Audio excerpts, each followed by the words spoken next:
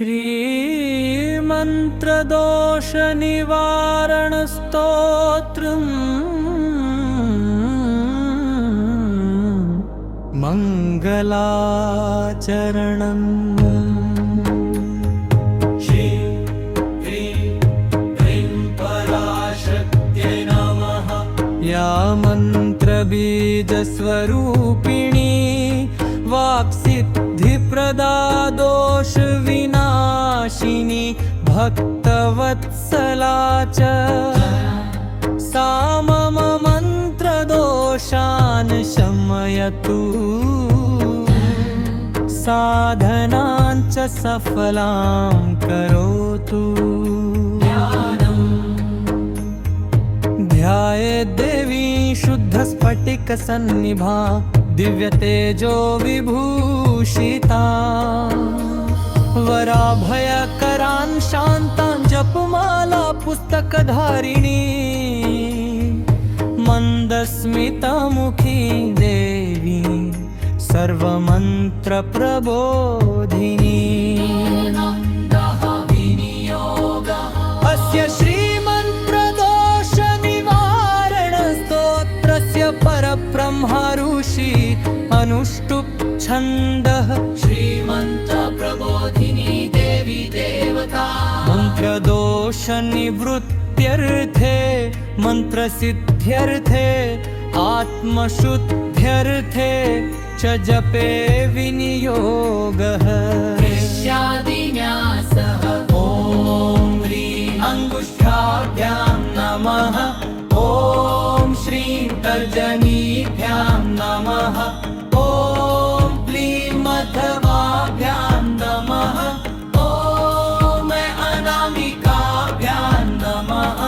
ॐ सौकनिष्ठिकाभ्यां नमः। ॐ भट्करतलगर्भपृष्ठाभ्यां नमः। अङ्गन्यासः ॐ ह्रीं हृदयाय नमः। ॐ श्रीं शिरसे स्वाहा। ॐ क्लीं शिखायै वषट्। ॐ कवचाय हुम्। ॐ सौनेत्रत्रयाय वौषट्।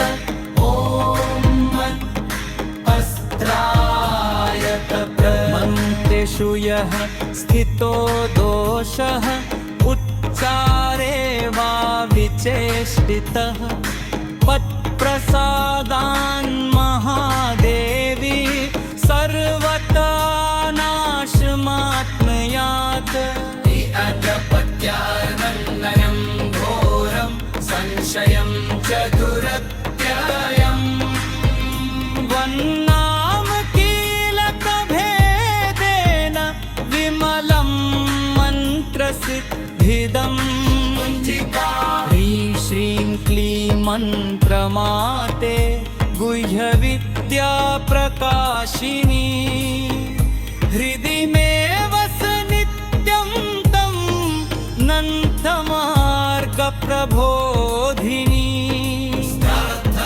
नमस्ते मन्त्रचवं नमस्ते ज्ञानरूपिणी नमस्ते दोषहत्प्रीतं नमस्ते सिद्धिदायिनी। अशुद्धोच्चारसम्भूतं भावहीनं कृतं जपं वत्कृपया